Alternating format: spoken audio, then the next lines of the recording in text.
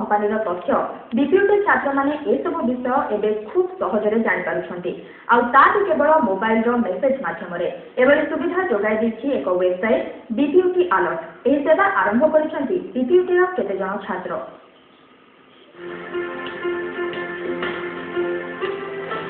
BPUT alert यह कौन निर्देश नुहे कि सतर्क सूचना नुहे।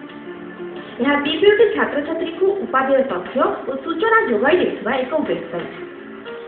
यह वेबसाइट रो बीपीयूटी अधीन समस्त कॉलेज छात्र छात्री अनेक कथा जानी छात्र छात्री मोबाइल को इन साइट रू मेसेज जाउछि। मेसेज जरिया छात्र छात्री माने सेमानको कोर्स परीक्षा तारीख संभाव्य प्रश्न सह कैंपस पई आसुथिबा कंपनी गुडी संपर्क में सूचना पाई पारछन्ति। बीपीयूटी रा केते जन छात्र एही वेबसाइट सेवा आरंभ करछन्ति। इनिशियली बहुत हैरान होते को मिल पार इनफॉरमेशन प्रॉपर टाइम में और एक्यूरेट इनफॉरमेशन पहले पाते रंग इनफॉरमेशन भी बेले बेले कन्वे होता और बेले बेले मैंने ठीक टाइम में जाकि पहुँच ना तो से भाविलु कि आम एसएमएस सर्विस स्टार्ट गत 2007 डिसेम्बर 28 तारिख आरंभ होती सेवा।